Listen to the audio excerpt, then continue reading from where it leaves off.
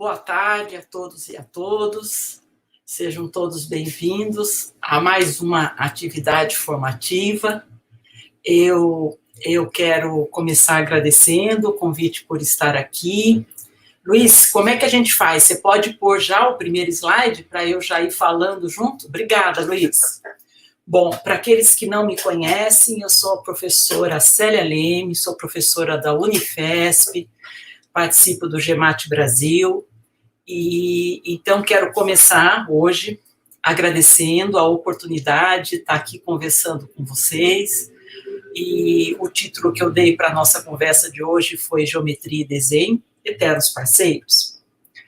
Acho que antes de começar a falar um pouco sobre o que eu vou discutir com vocês hoje, quero só terminar os agradecimentos. Agradeço ao GEMAT Brasil pela organização, pela possibilidade de estar aqui, e à Unifesp, que está certificando e que está, este projeto das atividades formativas estão no âmbito de um projeto de extensão da Unifesp. Então, agradeço tanto ao GEMAT Brasil quanto à Unifesp, que está proporcionando esta nossa atividade formativa. Bem, antes de eu dizer um pouco como é que vai ser nossa fala hoje, eu vou fazer uma breve apresentação, né? Até para que vocês entendam um pouco o lugar de onde eu falo, né? Acho que neste movimento dos últimos tempos, acho que nós temos uma coisa muito boa, uma ampliação de participantes do GEMAT Brasil, e particularmente essas atividades formativas, elas têm não somente, mas com um público-alvo, né, alunos de graduação, pessoas que estão iniciando nesta temática. Então, apesar de eu não ser tão velha, apesar dos cabelos brancos, eu já estou no GEMAT há um bom tempo, e aí talvez, né, muitos de vocês não me conheçam. Então, eu vou fazer um pouco uma apresentação para que vocês entendam um pouco a minha fala, né. Sertor fala muito disso, né? É preciso que a gente entenda, né, de que lugar a gente está falando, porque a nossa fala está vinculada ao nosso contexto, da onde a gente fala e da onde a gente produz aquilo que a gente fala. Então, vejam só, em 1988, eu fiz o curso de bacharelado e licenciatura na PUC São Paulo. Naquela época, para os mais novinhos, não era possível, pelo menos na PUC, e acho que nem em outros lugares, não era possível você ter o curso somente de licenciatura em matemática. Então, na PUC funcionava assim, você fazia o bacharelado e depois você fazia uma complementação de algumas disciplinas pedagógicas e saía com 2 diplomas. E aí eu comecei já durante a graduação a atuar como professora da educação básica. Mas já vou fazer um parênteses. Nunca dei aula nos anos iniciais. Sempre nos anos finais e no ensino médio.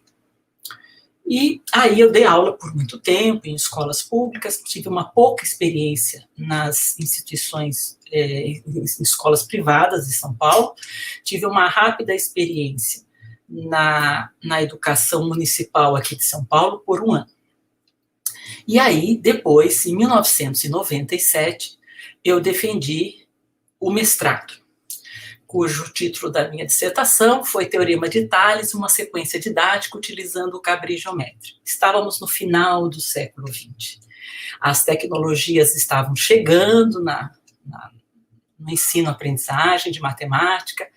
Eu estava na PUC São Paulo, a PUC foi a responsável pela tradução do cabris geométrico. Cabris geométrico é um software de geometria dinâmica produzido na França. A PUC tinha já uma relação muito grande com a França, uma parceria grande com a França, com os estudos da didática da matemática, e ela fez a tradução desse software, foi ela que fez as primeiras vendas desse software, e fez uma série de cursos de capacitação para professores para usar esses softwares, né?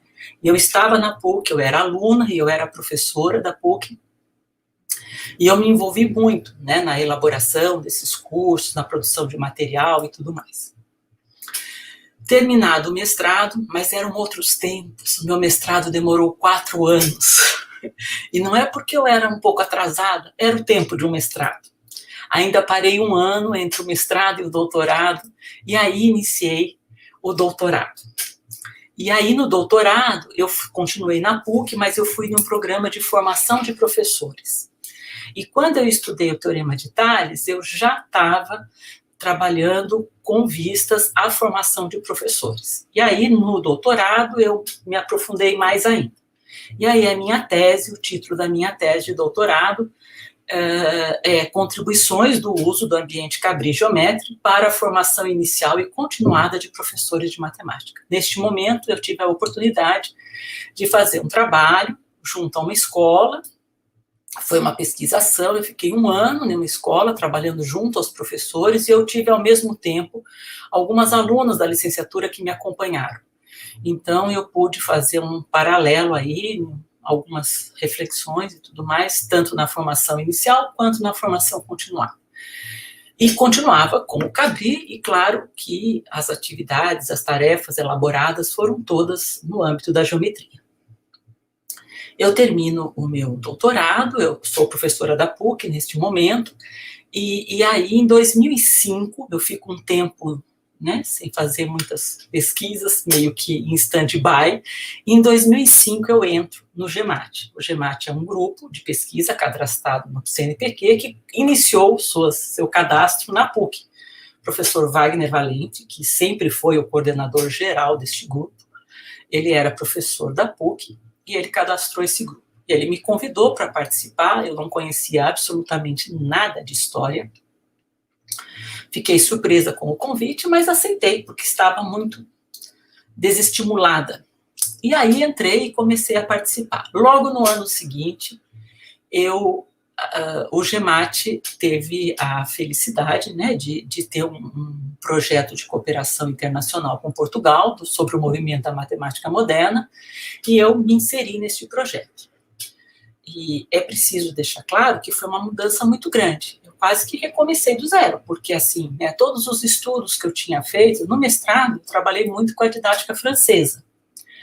No doutorado, mais na linha da formação de professores. E eu, como eu disse, não conhecia absolutamente nada de história.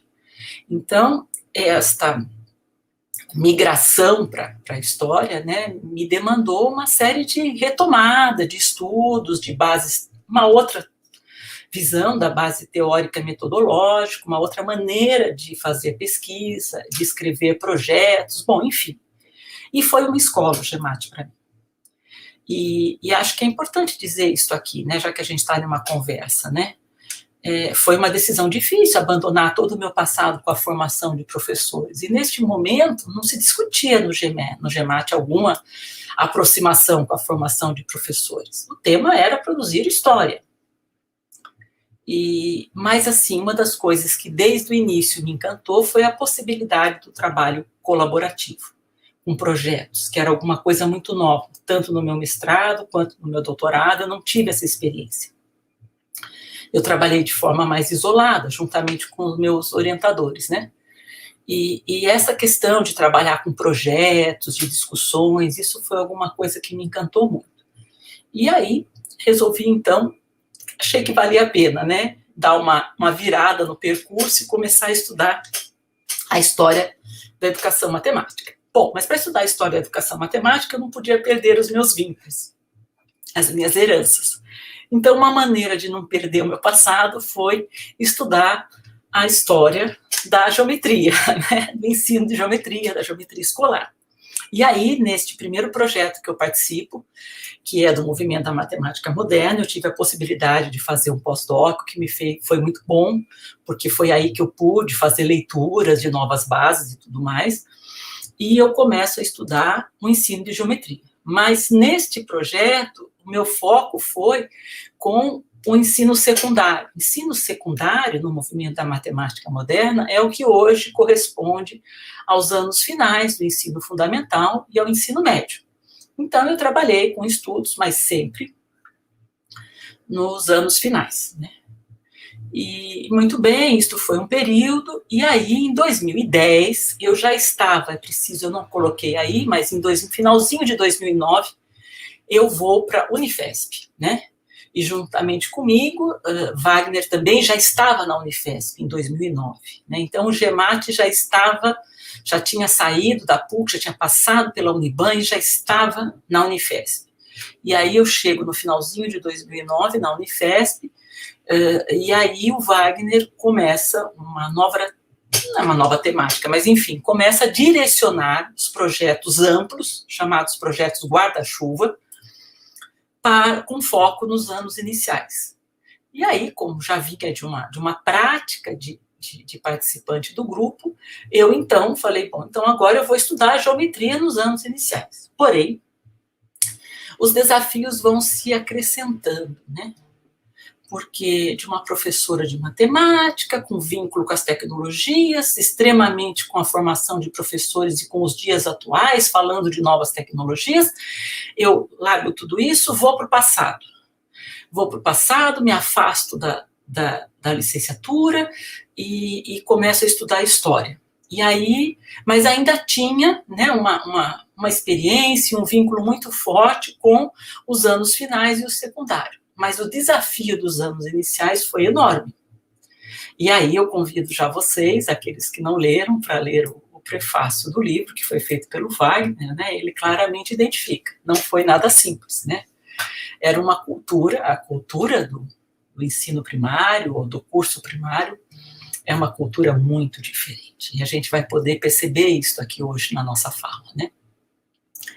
E eu não conhecia, nunca tinha sido professora, nunca tinha dado aula na pedagogia, era tudo muito novo. Mas eu já estava um pouco mais confortável no campo da história, porque eu já tinha ali, já faziam 5 anos que eu estava participando do grupo, as bases teóricas, claro que a gente sempre vai se realimentando, mas eu já tinha alguma das ferramentas estavam, acredito eu, né, um pouco mais tranquilas do ponto de vista das ferramentas teórico-metodológicas. E aí começa, então,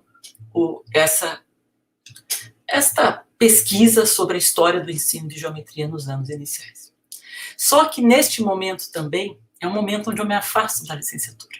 Quando eu entro na Unifesp, eu sou professora atualmente do Departamento de Física. A minha atuação como docente hoje são nas disciplinas de cálculo, álgebra linear, geometria analítica. Basicamente, essas 3 disciplinas que eu atuo, nos cursos de engenharia, de farmácia, de biologia, ou seja, muito, muito, muito distante dos anos iniciais. Mas valeu a pena, né? O meu espaço da pesquisa foi me dedicar nesses últimos 10 anos em uma cultura que eu não conhecia, que eu desconhecia, mas que me possibilitou fazer essa pesquisa.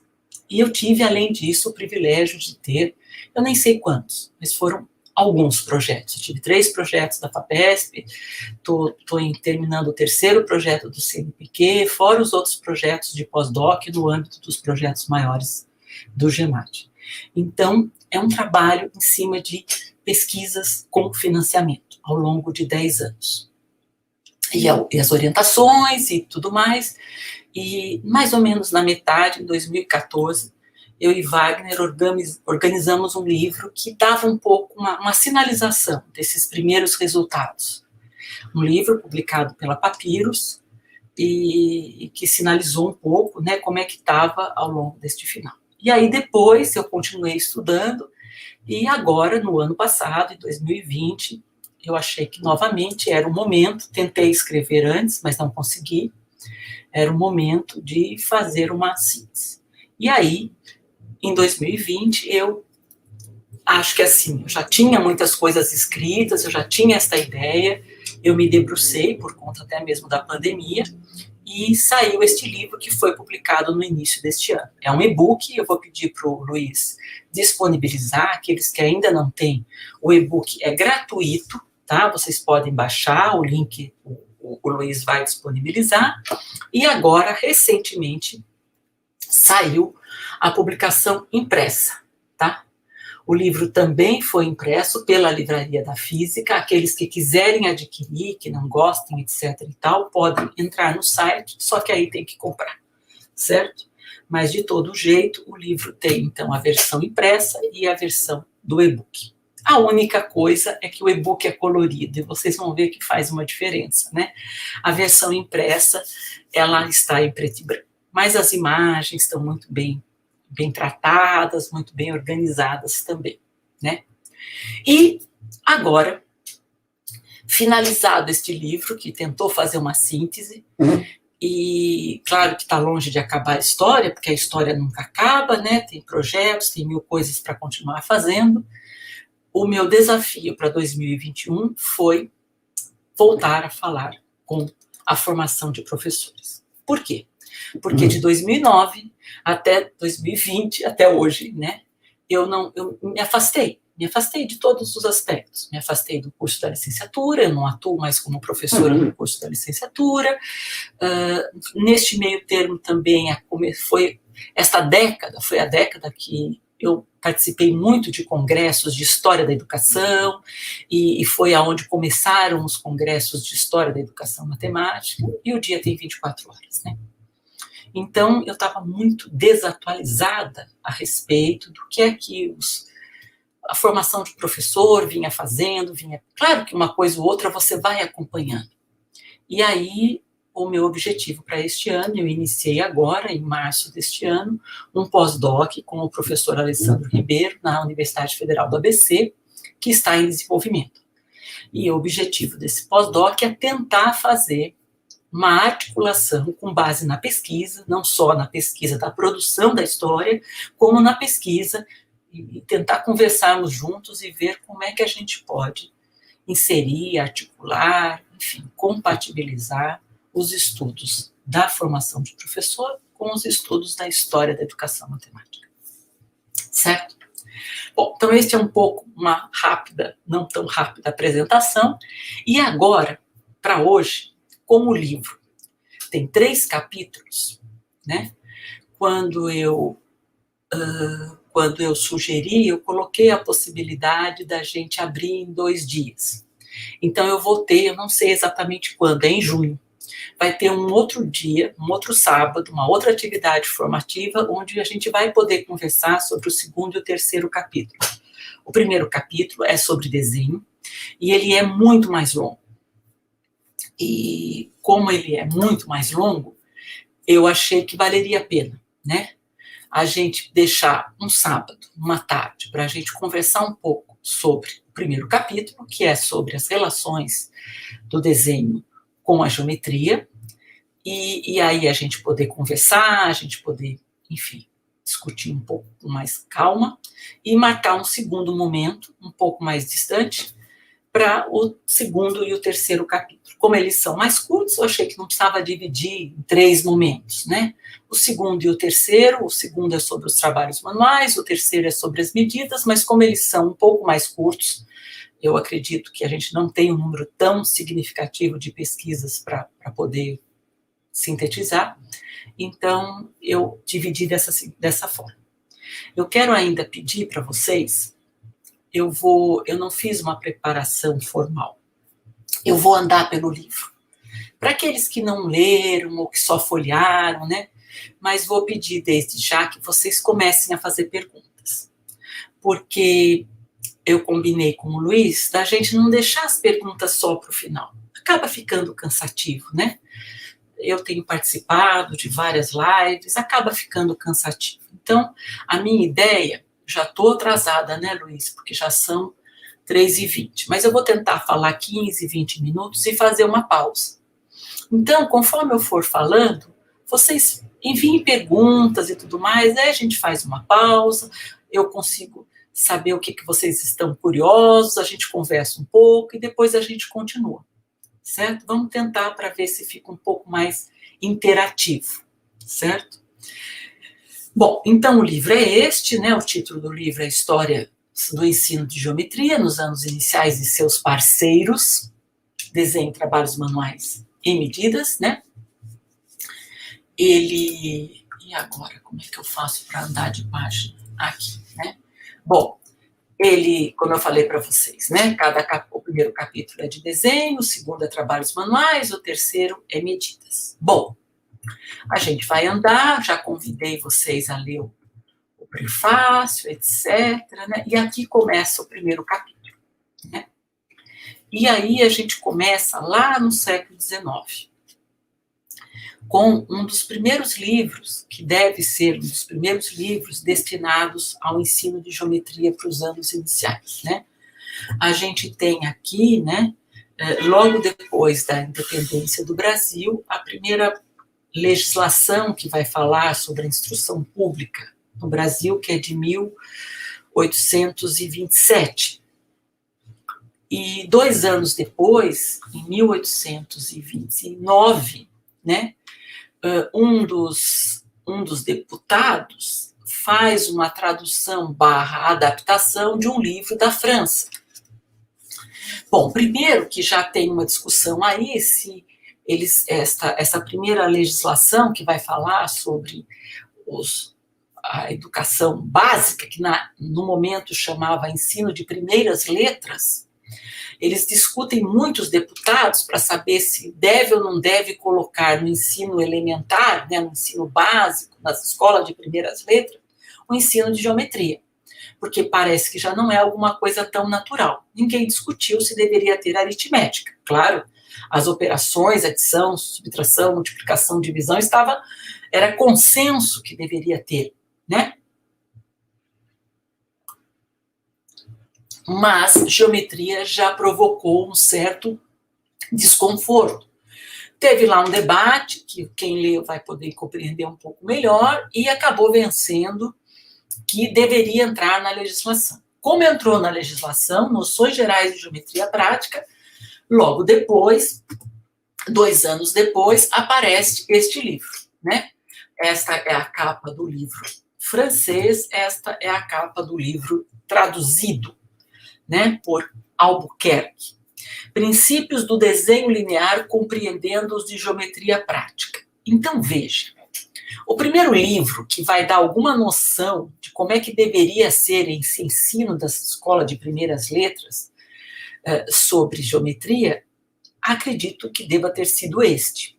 Mas é preciso também entender um pouco que, neste momento, o livro não é a noção que nós temos hoje de livro, né? Assim como a escola também não é a noção que nós temos hoje, né? Enfim, então os livros eram livros muito mais para orientar os professores, que eram muito poucos, né? Nós não tínhamos professores formados. Nós temos no século XIX, se até hoje nós temos lacunas enormes na área da educação, vocês imaginem no século XIX. Nós não tínhamos escolas normais, nós não tínhamos escolas primárias, era uma escassez muito grande. Mas, de todo jeito, esta tradução, adaptação, foi uma tentativa de orientar aqueles que estavam, né, no ofício de professor, formando aí esses alunos. Bom, era um momento muito diferente. E como é que era um livro desse? Como é que era a questão? O livro, na verdade, ele é dividido, né, em 4 classes, né? E a primeira classe é um livro de desenho, né? Você vai falar, mas é um livro de geometria ou é um livro de desenho? Então já começa aí, né? Apesar de na legislação aparecer noções gerais de uma geometria prática, o primeiro livro que vai dar base para isso é um livro que já junta geometria com desenho, né? E ele é um livro de desenho, vocês vão ver lá para frente. Então, assim, na primeira classe são as retas, são os polígonos, todas linhas, traçados retilíneos. No segundo, ângulos, trapézios, já começam alguns sólidos. No terceiro é que começam os círculos. Círculo, divisão, figuras regulares, polígonos regulares. E no quarto, tangentes, umas outras elipses, cones, etc. Bom, a gente vai andando, né? E o que era? Como é que era? Esses desenhos serviam para quê? Acho que aqui tem a prancha que está no final do livro, das 3 primeiras classes, né? Se vocês olharem, a primeira classe, ela é toda de segmentos retilíneos, né? Na segunda, aparecem os primeiros sólidos, e na terceira aparecem os círculos, os arcos. E, então, assim, esta organização, ela já é toda pensada para o ensino, né? Imagina-se que para as crianças é mais simples, primeiro, fazer traços retilíneos, né? Começa pelas figuras planas, depois vai para as figuras espaciais e depois inserem-se os arcos, né? Só que como era feito? Era o seguinte, nós estávamos no ensino mútuo, depois vocês vão poder entender um pouco mais o que é isso, mas é um ensino basicamente pautado na reprodução, na cópia. Você tinha um modelo que era exposto pelo professor e o aluno, que não era nem caderno, na ardósia, ele ia reproduzir aquele modelo. E tinha que ser uma reprodução exata, o mais próxima possível. Para poder reproduzir exatamente, o aluno demandava uma atenção muito grande, um uso da vista muito grande para observar os detalhes. Se falava que era ângulo reto, tinha que ser um ângulo reto. E não se falava absolutamente nada ao aluno. A norma era não dar instrução alguma ao aluno. O aluno só ia reproduzir. E a hora que ele terminasse o seu desenho, ele chamava o professor ou o monitor. O professor e o monitor vinha para validar se o desenho dele estava bom. Se estivesse, o monitor tinha régua, tinha esquadro, tinha compasso. Se tivesse de acordo, bem próximo, ele passava para o seguinte. Se não tivesse bom, a orientação era refaça. Simplesmente refaça. E até que ele chegasse. Quando ele terminasse o primeiro desenho, ele ia para o segundo. E é uma sequência de desenhos. O livro nada mais é do que uma sequência de desenhos. Então, se vocês observarem, começa com linhas horizontais, vertical, inclinada, ângulo, perpendiculares, triângulo, quadrilátero, e assim vai indo. E para ele, o que se apostava nisso?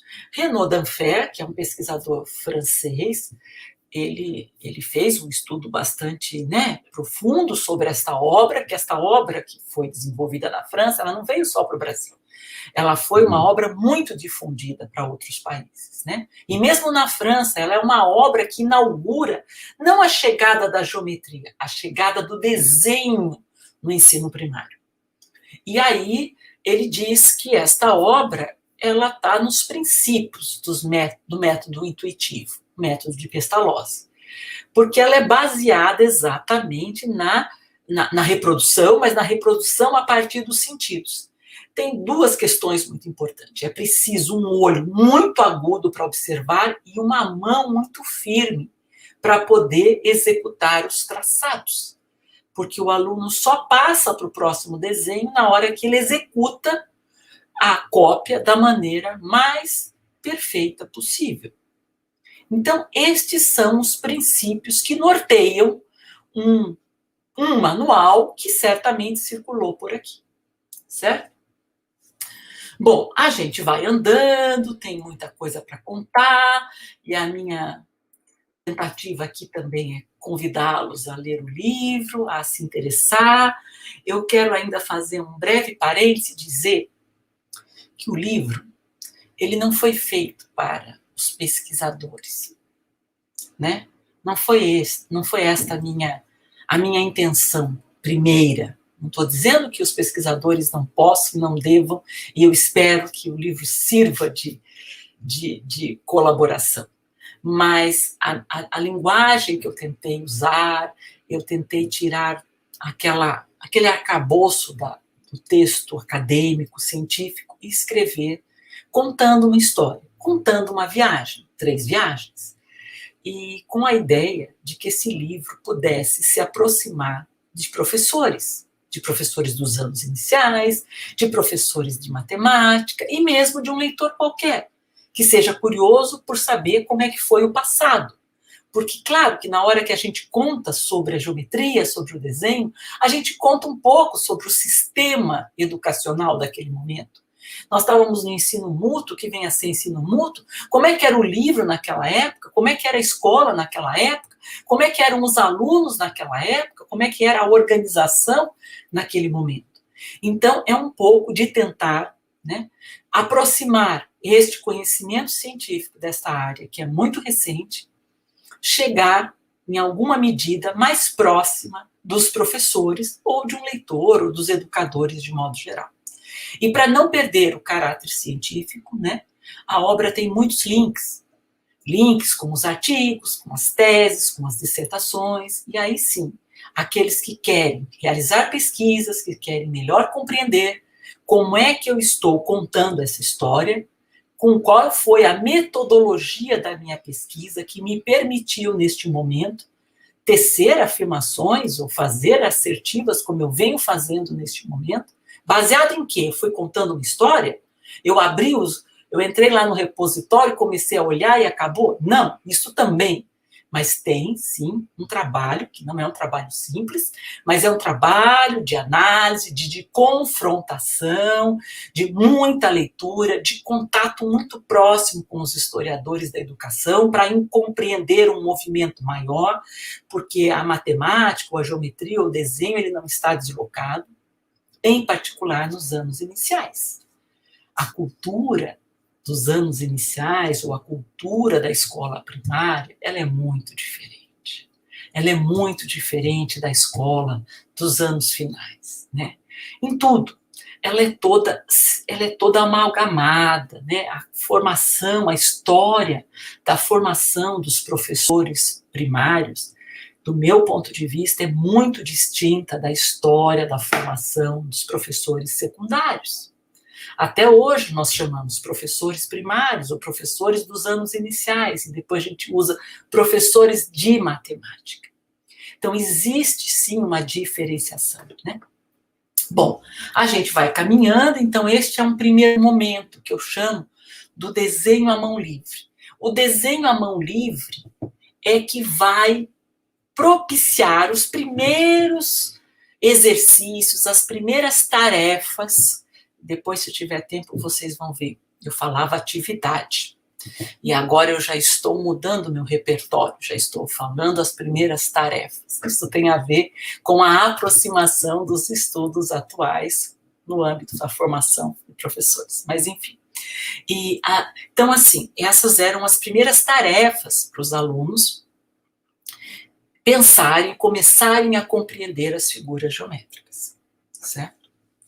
Bom, a gente vai andando, tem muitas outras coisas por aí que não dá para falar. Esta é a foto de Rui Barbosa, uma pessoa importantíssima, né? Quem sabe o Marquito está por aí, Marquito escreveu muito sobre ele, Marquito tem uma tese sobre o ensino de desenho, que está longamente referenciada no livro, que deixo aqui o convite para vocês lerem, mas a participação de Rui Barbosa no parecer é uma contribuição importante para que, e aqui nós já estamos falando do final do século XIX, para que o desenho que já vinha assim, namorando a geometria, daí ele ganha mais relações de proximidade, né? A gente vai caminhando, aqui tem um outro livro muito importante, que é o livro do Calkins, Lições de Coisas. Um livro que os historiadores dizem, que muitos estudos, não é um não, historiadores da educação brasileira, dizem que foi um dos livros mais difundidos. Foi Rui Barbosa que fez a tradução, a adaptação desse livro. Ele é um livro escrito por Calkins, que é um professor de uma escola lá de Nova York, é um livro dos Estados Unidos que foi traduzido, e ele não é um livro de matemática, ele é um livro que vai nortear todo o ensino primário. E como o nome diz, né, primeiras lições de coisas. Ele é imbuído no método de Pestalozzi, no método intuitivo, e ele é repleto de tarefas, proposições de tarefas para serem desenvolvidas, né? E uma das lições é as lições de desenho. E nas lições de desenho a gente vê a geometria e tem também, enfim, tem muita coisa nesse livro, né? Acho que vale a pena, tem muitos estudos sobre esse livro também. Uma dissertação orientada pela Ivonete, lá na Universidade Federal de Sergipe, enfim, muitos estudos. Bom, mas aí nós continuamos, então assim, o desenho à mão livre é uma vertente, é uma aposta de que o ensino de geometria precisa ter como respaldo o ensino à mão livre. Mas junto com esta vertente, junto com esta proposta, caminha também uma outra que também aproxima a geometria do desenho, mas de um desenho geométrico, um desenho com instrumentos. Não é um desenho só de fazer cópia, com apenas o lápis e a observação. É um desenho que faz uso da régua e do compasso. Então, é o chamado desenho linear ou ainda desenho geométrico. E aí, no final do século XX, do século XIX, aparecem 2 livros, 2 manuais. Novamente, não são livros para os alunos ainda, são livros para os professores. Tem 2 livros que vão ser muito importantes. Eles têm as suas primeiras edições no final do século XIX e eles vão ter muitas reedições. Este primeiro que eu comentei com vocês, do desenho à mão livre, ele não teve reedições, ele deve ter sido muito pouco difundido. Mas este segundo é o que a gente pode dizer que ele vai fazer escola. Até porque nós estamos já na chegada da República no Brasil, um movimento muito grande de mudanças no âmbito educacional do Brasil. É o momento da criação dos grupos escolares. E aí tem toda uma discussão, é um momento onde você tem a consolidação das escolas normais para formar os professores, da concepção da escola como um espaço próprio para o ensino, da construção dos prédios, da organização dos programas por anos, primeiro ano, segundo ano, terceiro ano, o que vai ser ensinado no primeiro, o que vai ser ensinado no segundo. É um momento onde a concepção de escola se aproxima mais do que nós temos hoje, certo? E aí tem 2 livros que marcam muito. E esses 2 livros são pautados no desenho geométrico. Eles não falam nada, esses 2 livros, sobre uma prática de desenho à mão livre. Um deles é o livro do Borges. O Borges fala, ele faz uma crítica pela tangente. E o outro livro é o livro do Olavo Freire, que não fala nada. E o que eles fazem? Bom, tem algumas diferenças, não vai dar para apontar, eu vou ficar com o livro do Olavo Freire. O livro do Olavo Freire também é uma sequência ele chama de problemas, a gente poderia chamar aqui de tarefas propostas. Mas esses problemas são construções com régua e compasso. E aí também, claro, começa das construções mais simples, construir um ângulo, construir uma perpendicular, triângulos, quadriláteros, etc, etc. É uma sequência enorme e com todos os passos de cada uma das construções, né? Ele tem um formato muito mais tradicional. A gente não poderia dizer que está em voga aqui o método intuitivo, ou pelo menos naqueles princípios mais exuberantes, mais identificáveis, né? Por quê? Porque você não tem, o aluno não é convidado a observar, não é convidado enfim, a copiar, ou mesmo a mão, a habilidade manual passa para uma habilidade no uso dos instrumentos. Claro que precisa ter uma habilidade para usar os instrumentos, para usar o compasso, para usar a régua e assim vai indo. Então, este é um segundo momento, já no final do século XIX, né? É um segundo momento e ele vai marcar muito, porque este livro é que vai estar sendo sugerido em diferentes programas ao longo do Brasil, né? Além dele ter várias edições, cada edição vai aumentando o número de problemas. Claro que existem mudanças, não estou dizendo que as edições são iguais, mas a marca, a proposta inicial, que é a construção com desenhos, a geometria atrelada à construção com régua e compasso, ela está presente em todas as edições, tá? Bom, vai indo, né? E aí nós já estamos chegando no final do século com uma nova discussão, uma terceira proposta, vinda pelo uma defesa muito mais da parte de um grupo dos artistas sobre o desenho ao natural. Eles vão bater de frente com a questão do desenho geométrico, com a regra, com o compasso, com a necessidade de desenhos perfeitos, de formas geométricas bonitinhas, e eles vão defender que o desenho é importante nos anos iniciais para a criança, eles vão defender a importância da observação dos olhos, da destreza da mão, mas não para ficar copiando paralelas, perpendiculares, triângulos e figuras geométricas, e sim para copiar objetos do dia a dia da criança. Esses objetos é que devem ser os modelos, e não as figuras geométricas. E aí vai ter um debate muito grande no âmbito internacional, e que esse debate chega no Brasil. Chega no Brasil, em particular, a gente consegue identificar os seus vestígios na tradução e na circulação de artigos em revistas, né?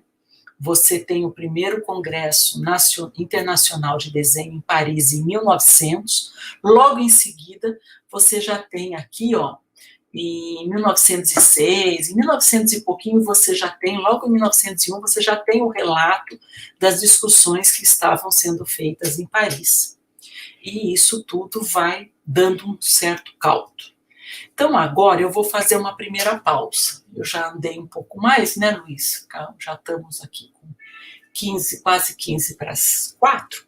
Vamos fazer uma pausa para a gente ver se tem alguma pergunta, se não tem, a respeito desses 3 primeiros desenhos. Eu não falei muito do desenho natural, mas pelo menos do desenho à mão livre, do desenho com regra e compasso, do desenho geométrico, se tem alguma pergunta por aí, Luiz. Vamos lá, a Edilene. Olá, Edilene. Tudo bem? Obrigada pela presença. Essa obra traduzida tem influência no currículo de geometria no Brasil? Poderia ser outro currículo? Sabemos que uns livros foram traduzidos e utilizados e outros não. Então, Edilene, muito obrigada pela sua pergunta. Eu vou fazer alguns comentários.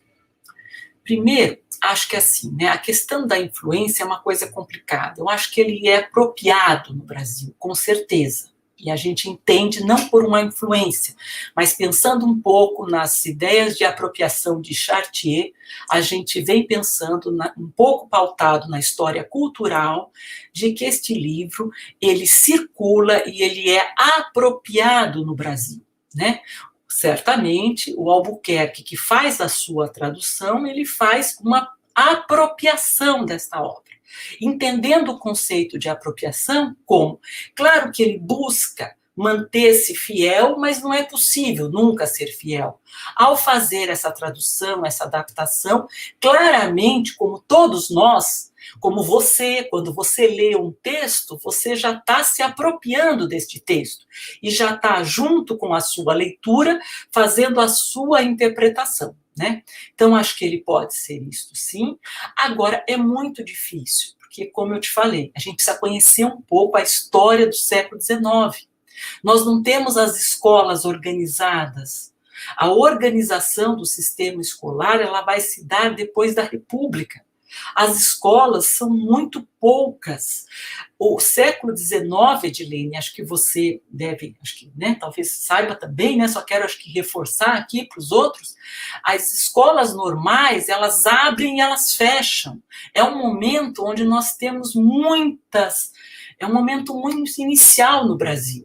Né? Então, nós temos as orientações gerais de como é que deve ser, mas nem temos a orientação de primeira série, segunda série, terceira série, quarta série, ela é só no final, depois da organização da escola republicana. Então, assim, a gente tem essa primeira legislação aí, que diz que a geometria tem que estar lá, e o que a gente pode inferir neste momento é que, muito provavelmente, né, quando colocaram geometria prática, já eram os deputados que estavam fazendo a lei, e é justamente, olha lá, será que Wagner Valente vai considerar Albuquerque um expert Boa pergunta, hein? Porque o Albuquerque estava na Câmara dos Deputados discutindo e brigando e defendendo. Depois que aprova as primeiras noções de geometria prática, ele vai ser a pessoa que vai fazer a tradução, a adaptação deste livro da França. Mas eu pouco sei dele, né? Então, veja, nem tem um currículo neste momento, mas certamente a pessoa dele é uma pessoa importante neste primeiro passo, né, de institucionalização, mas uma institucionalização que não pode perder o contexto do século XIX, que é muito diferente da BNCC de hoje. Não sei se eu respondi. Tem mais pergunta, Luiz?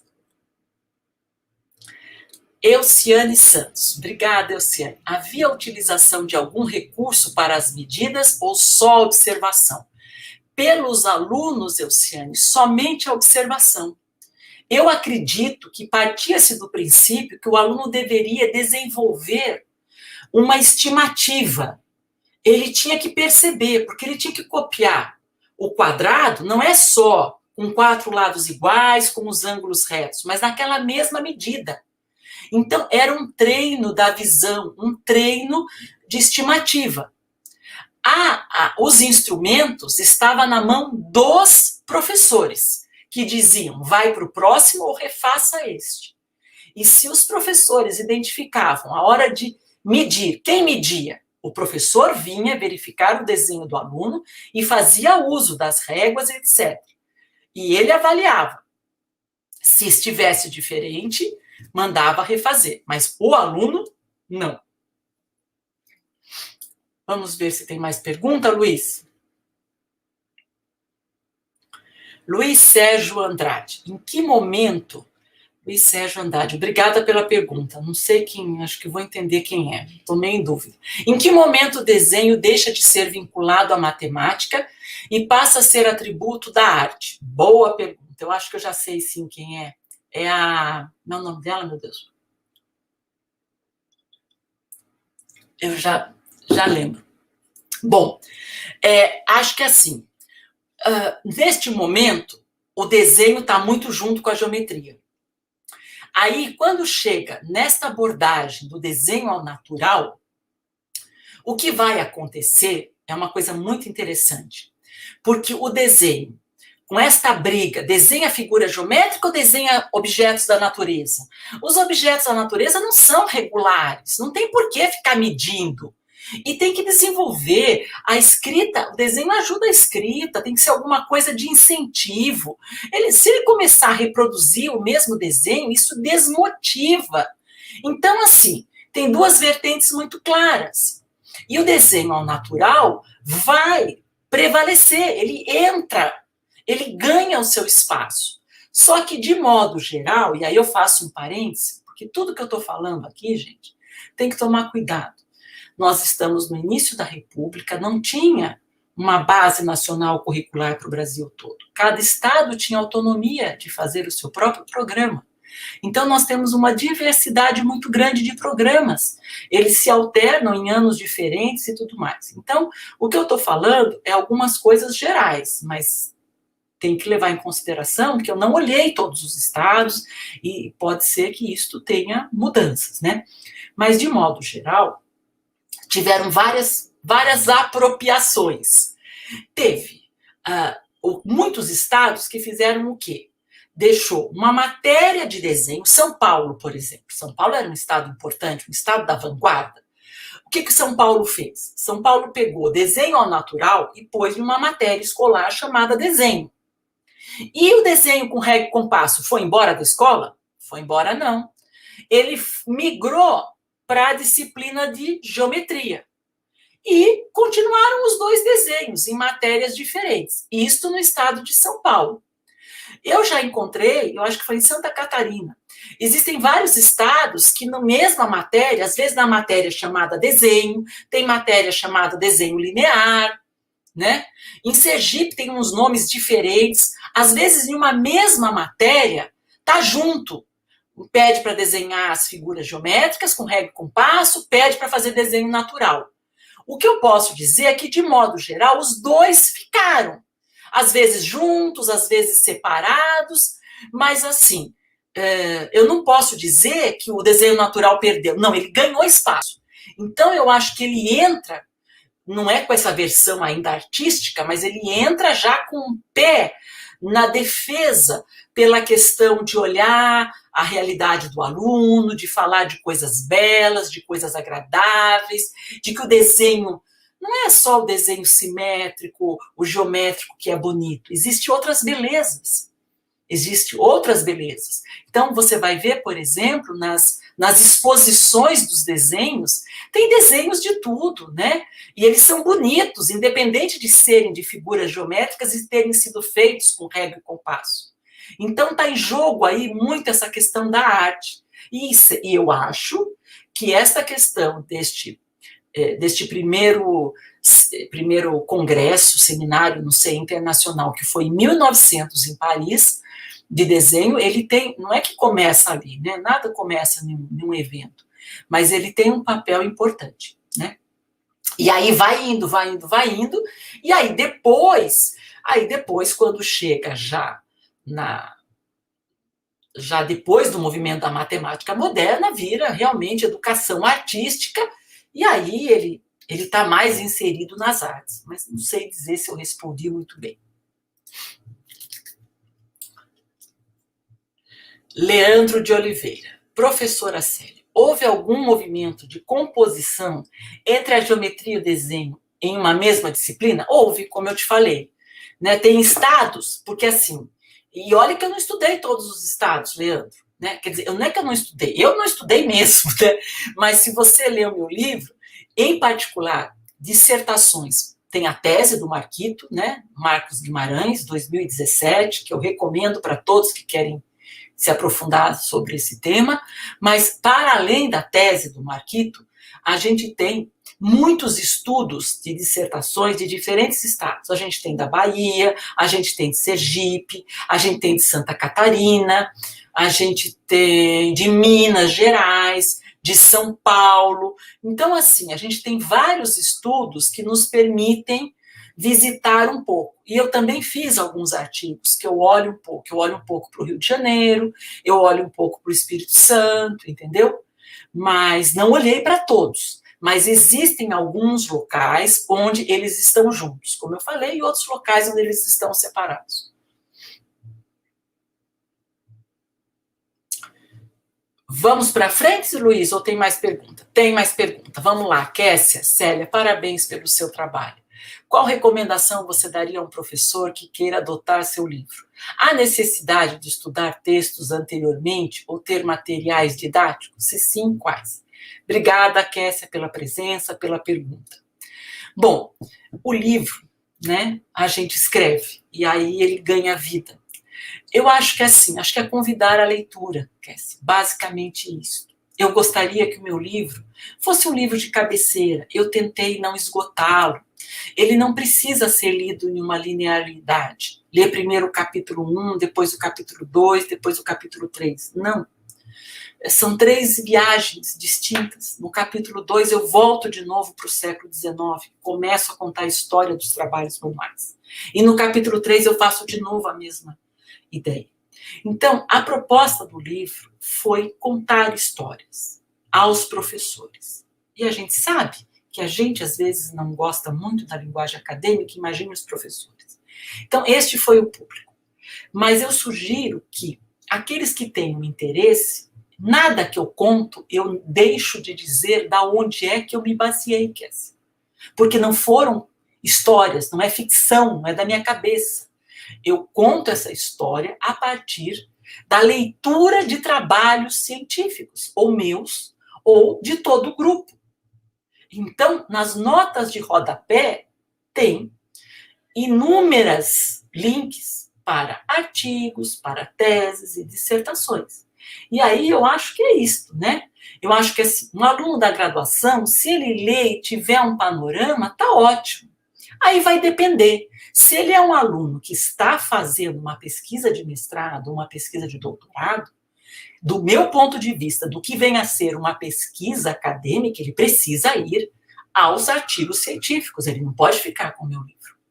Ele precisa se debruçar às fontes originais, como todos nós. Quando a gente lê um trabalho científico e pega uma citação e tem lá um APUD, qual é a nossa obrigação enquanto pesquisadores? E aí eu estou comentando um pouco isso, pensando um pouco nesse espaço de atividades formativas, pensando um pouco em metodologias que eu julgo importantes para a prática do ofício do historiador. Um historiador cuidadoso, né? Que precisa checar, que precisa confrontar. E outra coisa, não só eu convido para ir aos textos que são narrativas apropriadas, né? Porque quando a gente escreve uma dissertação, quando a gente escreve um artigo, nós estamos nos apropriando daquelas fontes. Nós fomos às fontes, nós fizemos uma análise com alguma base teórica e produzimos uma apropriação, uma história. Mas, muitas vezes, esta é a minha apropriação. E outro pesquisador pode e deve, e é assim que a pesquisa avança, confrontar, eventualmente, a minha apropriação. Espera aí, Célia, você não observou direito este livro que você leu. Você está dizendo aqui que o livro tem princípios intuitivos. Eu entendo o intuitivo de uma outra maneira, e eu não encontrei esses preceitos intuitivos no livro que você diz que é. Então, o livro também permite a visita às obras originais, ao repositório. Então, isto é um exercício para quem está no âmbito da pesquisa. Em uma iniciação científica, não sei muito bem, tenho pouca experiência, mas talvez possa visitar algumas coisas, né? Um pouco para confrontar isso. Acho que esse é um exercício muito legal, sabe, Kessia? De você. Acho que eu disse isso. Eu fiz uma pergunta na live de vocês. Essa é uma preocupação minha, de que o repositório é extremamente rico, e eu acho que ele deve ser visitado, eu acho que é um ótimo ambiente para começar na iniciação científica. Mas eu tenho um receio, que talvez seja meu, de ao olhar aquele conjunto de fontes, achar que a história é aquilo, e que está pronta. A hora que eu olhei o livro, eu vi o livro, já sei como é a história. E sabemos que não é isso.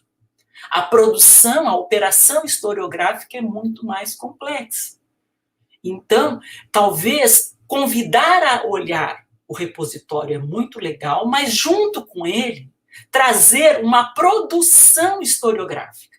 E o que eu estou chamando de uma produção historiográfica? Um trabalho que tem diferentes níveis, não precisa ser, nunca é final, Kessia. Um trabalho que se debruçou com alguma base teórica, metodológica sobre aquela lei, sobre aquele livro, sobre aquele artigo e produziu uma narrativa. E talvez verificar com esse aluno se ele concorda com esta análise, ele olha a fonte, ele olha a história produzida e verificar se ele concorda, se ele consegue identificar alguns descompassos, que são normais e são totalmente pertinentes. Eu acho que este tipo de tarefa, de movimento, pode levar a uma reflexão um pouco mais crítica, não só da produção historiográfica, como da questão mesmo, né, de que, assim, muitas vezes você nunca tem um único posicionamento, né? É muito difícil você dizer que a história foi assim, né? Sempre, a cada momento, você tem um conflito de representações. Você tem um conjunto de autores que, como agora, quer dizer, você vai ter artigos que tem, ao mesmo tempo, nesse final, o desenho à mão livre já está muito fraco, mas tem um debate enorme entre desenho geométrico e desenho natural, né? Então, é entender um pouco esses movimentos. Bom, Luiz, acho que é melhor eu voltar, né? Até para eu poder terminar. Tá bom assim? Tá, olha, eu não quero interromper, não sei se tinham mais questões ou não, mas a ideia era um pouco fazer um break mesmo, para a gente ficar um pouco mais conversando. Eu vou tentar não me alongar muito, são 4 horas, vamos ver se eu consigo falar por mais uns 15, no máximo 20 minutos. E aí a gente para, e aí sim, vocês podem perguntar do final, do começo, acho que era só para dar uma para não ficar muito eu falando, quer dizer, eu estou falando o tempo todo, né? Mas para a gente poder ir respondendo algumas questões. Bom, então, gente, esse desenho ao natural, como eu disse para vocês, a bandeira dele é trazida pelos artistas, mas enfim, como eu disse, ele vai ser apropriado no Brasil, às vezes junto com a geometria, às vezes separado da geometria, enfim. E aí tem muito pouco material, porque daí também, olha, ele não é alguma coisa que tenha que ter técnica, que tem que ter primeiro passo, não, muito pelo contrário. É uma atividade mais livre, a proposta é muito mais livre. Então você não tem muitos manuais de desenho natural, né? Mas a Alexandra Câmara encontrou é uma coleção de cadernos, né? Também da França, e vocês vão ver que a França tem, somente no século XIX, mas mesmo no século XX, ela tem uma ligação muito forte com o Brasil, né? Não é só ela, é preciso dizer que o Calkins não é da França, o Calkins é dos Estados Unidos, mas enfim, a França é muito marcante aqui. E aí dá uma olhada, por exemplo, para esse, chama O Discípulo Parisiense. É uma coleção de cadernos, acho que são 12 cadernos, não sei mais. Repare que aí, esses daqui, deixa eu até dar uma olhada aqui, que eu já não sei mais. Cadê lá? Onde é que está isso? Aqui, ó. É o caderno 1, 4 e 7. Olha, esta primeira foto é do caderno 1. Veja que mesmo o desenho natural, o caderno 1, ele já não fala mais nas figuras geométricas, mas tem várias coisas aí. Tem um quadriculado como suporte para o desenho, e tem, não é uma figura, basicamente são figuras geométricas, são traçados de retilíneas, etc., com certo padrão e tudo mais. Aí vai indo, o caderno das xícaras é o caderno número 4. Aí, veja, já tem um quadriculado também, mas já um pouco maior, mais tranquilo, tem a xícara, tem o bule, e ele continua reproduzindo. E o número 7 já é de uma casa. Então, é uma outra perspectiva. E claro que na casa tem as figuras geométricas embutidas, né? Aí eu preciso dar um agradecimento especial, né, ao Paraná e ao GEMAT do Paraná, e particularmente a Alexandra Câmara, né? Porque ela fez uma busca muito grande de vestígios, ela encontrou estes cadernos, e ela encontrou cadernos de alunos, gente, que é uma coisa muito rica, né? Então, por exemplo, esses cadernos já são de 1945, de um aluno do primeiro, do segundo e do quarto ano. Veja, o primeiro ano tem lá, primeiro que o quadriculado está presente em todos, né? Aí tem lá os barquinhos, mas o barquinho é um trapézio e um triângulo, se vocês forem olhar. Mas nós estamos, 45, o momento é outro. A escola nova já está com muito mais fôlego. A gente sai do método intuitivo, das lições de coisas, do final do século XIX, começo do século XX. A coisa vai andando e o movimento vai crescendo, um movimento internacional e no Brasil. E aí, acho que assim, a pedagogia, o movimento da escola nova vai ganhando muito mais evidência a partir da década de 20 do século 20, né? E aí você começa a ver muito forte a questão de relacionar com aspectos do dia a dia, de os desenhos serem inseridos em projetos, do interesse dos alunos, que a gente vai ver já já, tá? Então, aí você tem alguns cadernos que são muito interessantes, e aí nós chegamos no desenho decorativo, né? O desenho decorativo, eu faço um gancho com o trabalho da Maria Montessori, né?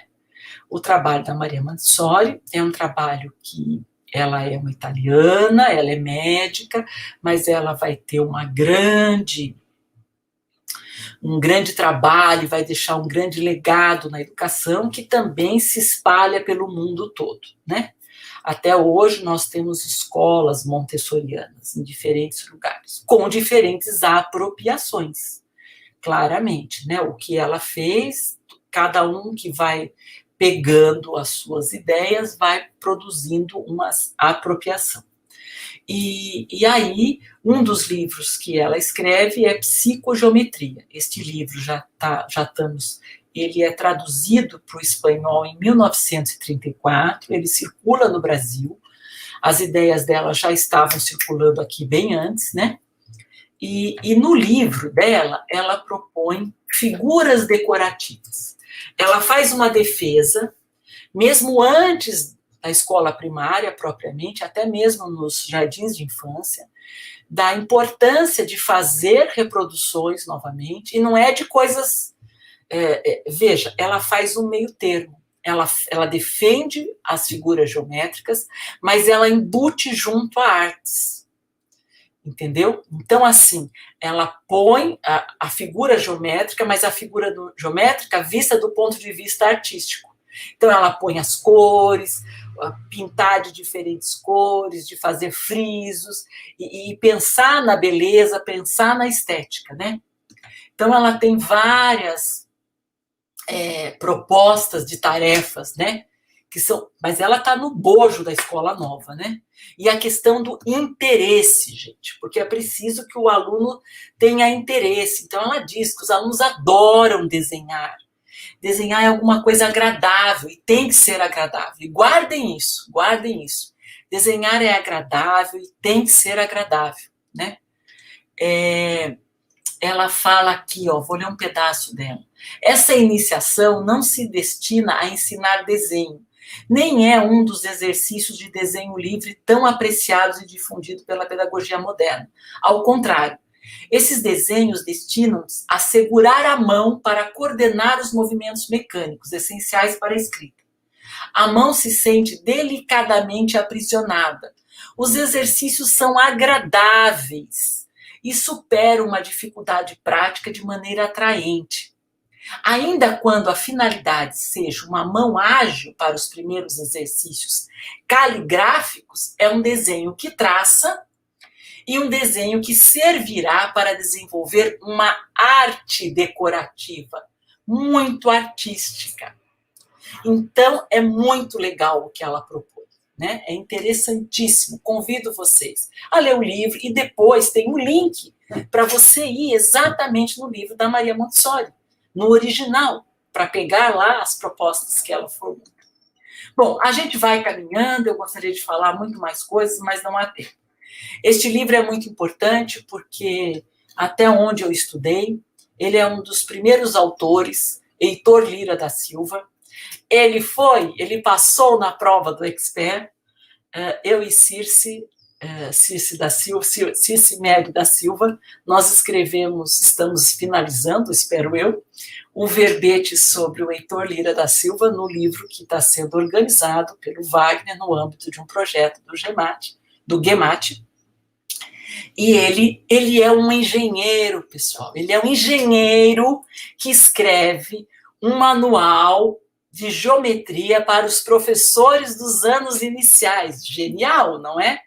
E o livro dele é muito interessante. Eu convido todos vocês a visitar a obra, que está no repositório, e a ler alguns dos artigos que eu e Cici já escrevemos sobre esse livro. Tá? Bom, eu acho que ele é um dos primeiros que faz essa conjugação. Ele realmente traz para a geometria, porque, vejam, o livro do Borges e o livro do Freire continua sendo reproduzido com desenho geométrico. E novas propostas vão chegando, Montessori, Escola Nova, e o livro parece que passa à margem. O livro do Borges, então, nem tem muitas mudanças.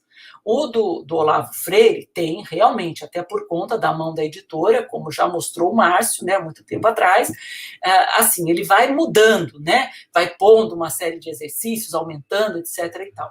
Mas o livro do Borges tem pouquíssimas mudanças, mas eles vão sendo reeditados até mais ou menos a metade do século XX. E este livro, o Heitor Lira, infelizmente, ele lança o livro em 23 e acho que ele morre em 25 ou 26. Ele morre muito novo. E acho que ele não tem fôlego para divulgar o livro, né? É uma pena. Bom, a gente vai, e aí eu faço um pulo do gato. Eu preciso me desculpar, né? Mas deixar bem claro. Tem um movimento importantíssimo aí no meio. Estamos terminando a escola nova e vem o movimento da matemática moderna. que certamente, né, vai trazer muitas alterações no ensino de geometria de modo geral, em todos os níveis de ensino, e inclusive para a geometria. Mas eu, como esses projetos que subsidiaram esse livro não trabalharam especificamente com o movimento da matemática moderna, eu cito alguns trabalhos, deixando o convite para os leitores, mas eu não trago uma síntese minha. Então eu peço licença, dou um pulo no gato e vou para o final do século XX. E o final do século XX, a gente está já com a didática da matemática na França, muito mais já como uma área, um campo de investigação e tudo mais, né? E daí nós temos Colette Laborge, em 1993, teorizando e discutindo o conceito de desenho e figura geométrica, trabalhando em um processo de conceitualizar e discutindo as possibilidades disso no âmbito, no primeiro momento, do cabris geométrico, que a gente ainda não tinha o GeoGebra, né?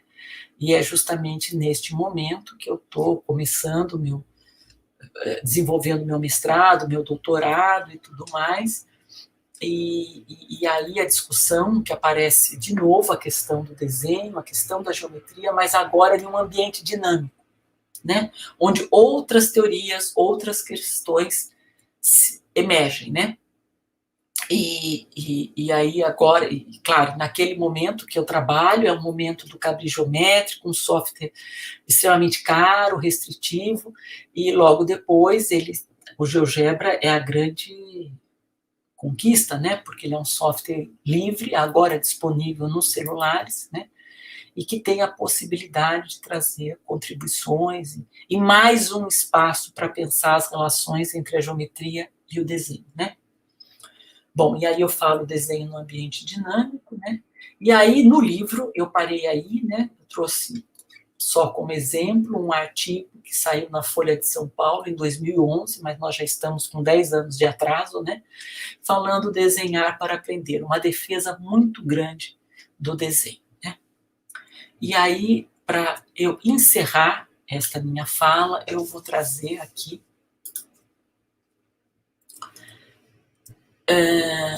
como eu disse para vocês, comecei agora, né, um projeto de pós-doc, onde eu vou tentar olhar um pouco como é que estão os estudos sobre o ensino de geometria nos dias de hoje, que eu fiquei distante. Então, não só o que estão se estudando sobre, será que desenho nos dias de hoje? Bom, o GeoGebra está aí, mas eu perdi o compasso, né? Imagino que tenha estudos, muita coisa de tecnologia e tudo mais. E aí, das minhas primeiras tarefas, né, nesses 2 primeiros meses, foi fazer uma busca, uma revisão bibliográfica em revistas nacionais e internacionais. Não em todas, mas fiz algumas restrições. E encontrei na revista ZDM, no ano de 2015, quer dizer, um estudo bem mais recente, né, um número temático sobre a geometria na escola primária. Bom, claro que tem muitos, ele é quem faz a organização, os editores desta edição, são 2 professoras do Canadá, né? A Sinclair eu a conheci o ano passado, em uma live, e a Caterina, a Sinclair é bem novinha. Bom, e aí é isto, né? É um conjunto de nem sei quantos artigos falando sobre as discussões, fazendo um pouco um mapeamento e umas discussões de como é que anda no âmbito internacional a discussão sobre o ensino de geometria na escola primária. E as editoras, elas fazem um primeiro texto, né, de síntese, de comentários sobre a coleção dos artigos da edição, e elas apontam novas oportunidades do ensino de geometria para a escola primária. Elas destacam 5 pontos. O que os dias de hoje estão entendendo sobre o importante pensar na escola primária para o ensino de geometria. Primeiro, o papel do raciocínio espacial e suas conexões com a matemática escolar. E no segundo item tem lá a função do desenho na construção do sentido geométrico. Tem um dos artigos que vai falar exatamente, uma pesquisa de 2 anos, também realizada no Canadá, e que discute muito claramente, né, essa questão do desenho livre, do desenho, enfim, e como interpretar o desenho com as figuras geométricas e como os alunos, a importância dos alunos produzirem desenhos, de eles observarem os desenhos produzidos e de eles conversarem sobre os desenhos produzidos. Essa semana eu não consegui finalizar, queria tanto finalizar a leitura do artigo, mas enfim, é muito legal. Então, assim, a gente começa a ver, bom, ela traz outros elementos, que o desenho realmente, né, ele é um fio condutor, ele está presente, né, pelo menos no Brasil, e acho que hoje ele ainda está lá, né. Eu quero só dar um pulo, mas eu fui à BNCC para saber como é que está o desenho, né, na BNCC dos anos iniciais. E principalmente essa relação que eu trago muito fortemente do desenho com as figuras geométricas. E aí a gente vê as figuras geométricas no primeiro ano, né? Trouxe aqui extratos da BNCC, tá? Então, assim, no primeiro ano tem lá figuras geométricas espaciais e figuras geométricas planas. Nas figuras geométricas planas, tem lá identificar e nomear figuras planas em desenhos apresentados em diferentes disposições ou em contornos de faces de sólidos geométricos. O contorno de faces de sólidos geométricos foi proposto lá em 1901 por um autor dos Estados Unidos também, né? Muito legal. No segundo ano, volta às figuras espaciais e planas e, de novo, aparece aqui como uma das habilidades, né? Reconhecer, comparar, nomear, não sei o quê, em desenhos apresentados em diferentes posições ou em sólidos geométricos. Eles não falam muito do aluno produzir o desenho, parece que está mais o desenho como sendo, assim, identificar em desenhos feitos por outros, né? Vai caminhando. No terceiro ano, você tem de novo, né, as figuras espaciais e planas, e aí você tem no terceiro ano um outro item que vai tratar da congruência de figuras geométricas planas, aparece ali. Reconhecer figuras congruentes usando sobreposição e desenhos em malhas quadriculadas ou triangulares, ou o uso de tecnologias digitais. A gente vai andando e no quarto ano aparece as figuras espaciais, ângulos retos e não retos, uso de dobraduras, esquadros e softwares. E aí, de novo, né, esquadros e softwares. E, por fim, no quinto ano, aparece novamente a recomendação de desenhá-los, reconhecer, nomear e comparar polígonos, considerando os lados, vértices e ângulos, e desenhá-los, utilizando material de desenho ou tecnologias digitais. Então, é muito, né, interessante a gente perceber que realmente parece que geometria e desenho são parceiros eternos. Será que vocês concordam comigo? Obrigada por enquanto e vamos continuar conversando. Veja aí se tem perguntas.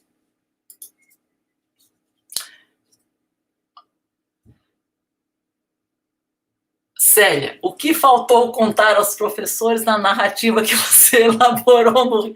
Muita coisa, Wagner. Muita coisa faltou. Bom, entre tantas outras coisas, primeiro, o buraco do movimento da matemática moderna é um buraco que não pode, precisa ser preenchido, né? E sem contar que eu dei saltos, né?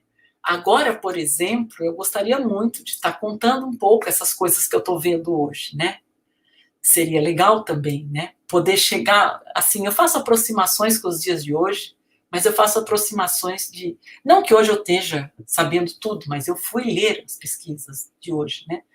E isso faz uma diferença, né? Então, gente, tem muito mais coisa para contar. Tem muito mais coisa para contar. Mas, além de muito mais coisa para contar, tem muito... Acho que, assim, eu estou muito motivada agora a tentar ver como é que a gente pode inserir, né? Com este tanto de coisa que a gente já tem uma primeira história, ela não é terminada, ela não é completa, mas a minha, talvez, prioridade agora seja de fazer chegar essa história aos professores. E como o dia tem 24 horas, mais a pandemia, mais uma série de questões, a gente nem sempre consegue continuar fazendo tudo. Então, acho que agora a minha dedicação mesmo, né, é tentar criar realmente tarefas para professores, e mais que para professores, para capacitadores de professores. Preciso fazer aqui um comentário, né? Eu não sei se eu tenho aqui, talvez eu pudesse pegar um pouco. A Beth Buri fez uma resenha do livro, né, que vai ser publicado numa revista da História da Educação, né? E ela diz o seguinte, né? Queria só ler um trecho aqui, que foi alguma coisa que me chamou a atenção, né? É bom quando a gente vê, não mais a gente falando, mas alguém que leu o livro falando sobre o livro, né? Ela fala no final da resenha dela. No prefácio ao livro, Wagner Valente elogia a autora pelo esforço em despir-se de uma cultura disciplinar matemática para adentrar e compreender a cultura escolar primária. Adotando outro ponto de vista, parabenizo Célia por apresentar-se em diversas passagens e ao longo de todo o livro como professora, ou como professora de professores. O texto que compõe o livro é construído a partir de um estranhamento, ou de muitos estranhamentos. Não fosse o estranhamento, não haveria narrativa, muito menos 3. E aí ela continua. Então, eu acho que é isso, né? Eu acho que é uma mistura. Acho que uma mistura de, sem deixar de ser historiadora, ou sem achar que não tenha condições de continuar produzindo história nos moldes que a história cultural nos permite, né? Mas em resgatar, talvez, outros ofícios, como professora, como formadora de professores. É isso. Tem mais pergunta aí, Luiz? Clinton, que bom, Clinton sempre presente, né? Obrigada, novamente. O ensino de desenho no século XIX seria considerado uma utilidade prática para a geometria? Poderia ser entendido como rudimentar? Então, né, Clinton, eu acho que ele foi o livro que eu trouxe, né, é uma tentativa de responder àquela geometria prática que está posta nos documentos, né? Mas um conceito de prática que é diferente do conceito de prática que talvez a gente tenha hoje. É uma prática, esse exercício, né, da vista, esse exercício da mão, são práticas, né? E aí a gente pode pensar como essa questão de que é uma reprodução e não tem uma elaboração teórica, ele esteja num âmbito mais rudimentar. Mas todos esses conceitos, Clinton, a gente tem que tomar alguns cuidados, né? A gente precisa saber o que é que cada um está entendendo por rudimentar, para depois dizer que aquele ensino é rudimentar, entendeu? Porque são todos termos que não são do senso comum. É preciso entender o que é prática no século XIX. Não sei mais. Volta aí, Luiz, você consegue voltar com a pergunta dele? Não. Um ensino rudimentar é preciso também explicitar em que autor você está considerando o conceito de rudimentar. Não é igual a todos, entendeu, Cleiton? Então, esses cuidados a gente precisa ter para poder fazer algumas afirmações, né? Então, assim, precisa entender o que é que você está chamando de rudimentar para poder entender o que é que aquele livro, em alguma medida, atende ou não atende, né? E mais dizer atende ou não atende, por que é que ele atende? Que indícios você ou eu identifica naquele livro, ou naquele artigo, ou naquela norma, que apontam para o que aquele autor considera como um ensino rudimentar. Porque senão a gente fica falando, é intuitivo, é escola nova, e não resolve nada. Não me interessa falar o que ele é. Me interessa compreender por que ele é aquilo e qual o significado. Não sei se eu respondi, mas acho que ajudei.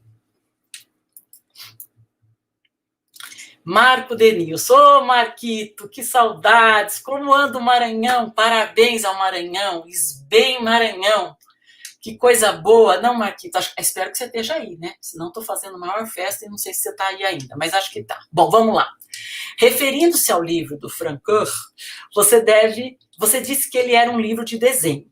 Assim, a geometria não foi importante para a disciplinarização do desenho no século XIX? Então, né, eu continuo dizendo que ele é um livro de desenho, porque acho que tanto eu como você estudamos, ele foi produzido, ele foi demandado, né? O Estado, é bem a característica do expert, né, Marquito? O Estado demanda para um grupo de especialistas matemáticos produzirem um material para uma nova matéria que vai entrar no ensino primário na França. Então, para mim, ele é um livro de desenho, na concepção original da França. Agora, a questão se a geometria foi... Luiz, não tira a questão daí não, Luiz, deixa ela aí. A questão de que se a geometria foi ou não foi importante para a disciplinarização do desenho, eu acho que você, que tinha como objeto o ensino do desenho, acho que pode melhor responder. Eu não me sinto confortável porque esta não foi uma questão de minhas pesquisas. Eu sempre tentei ficar, Marquito, mais na geometria. Eu fazia parcerias, mas eu queria entender um pouco o ensino da geometria. Eu acho que você tem mais instrumentos porque sua tese é mais sobre o desenho. E como é que o desenho também faz parcerias. Então, eu não me sinto muito à vontade, eu não tenho pesquisas, porque eu acho que o meu foco não foi tanto o desenho. Mas acho que talvez, né, você possa, ou talvez a sua própria tese, né, que eu já li, mas não está tão fresca, possa responder isso. Mas obrigada, viu?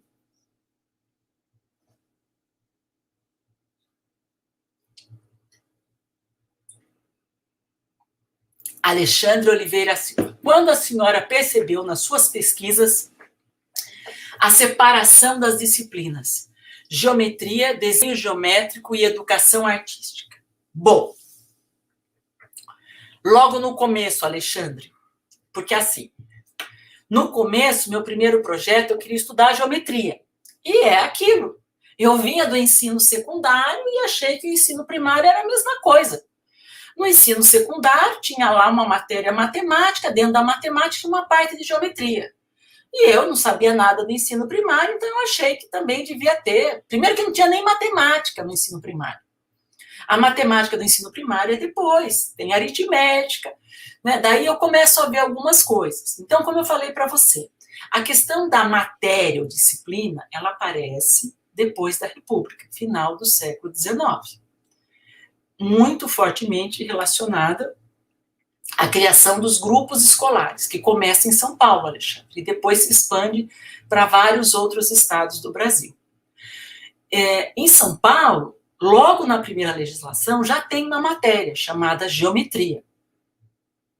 Certo? E eu não sei se já tem de cara desenho. Eu já não lembro mais, mas acho que talvez tenha, já tenha desenho também. E tem trabalhos manuais, eu sei que trabalhos manuais tem, né? E não tem educação artística.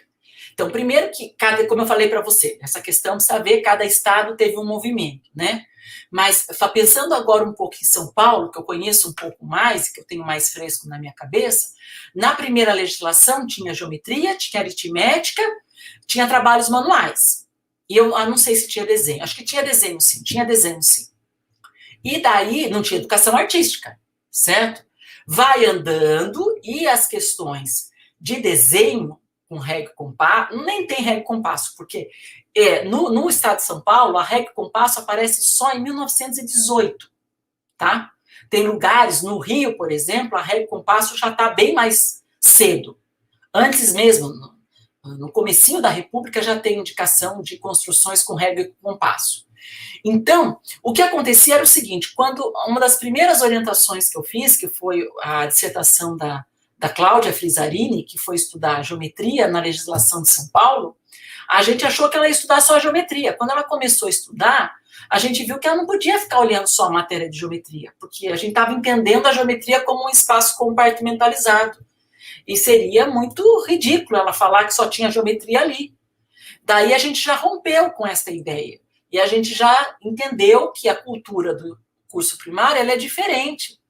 As matérias não são tão desconectadas, tão compartimentalizadas, apesar da estrutura dos programas serem desenvolvidas por matérias, você encontrava uma série de conteúdos geométricos em outros lugares. Uma outra coisa que eu queria comentar com você, Alexandre, é que eu vou falar depois, né, na próximo encontro, mas nos outros países era muito comum não ter a matéria geometria.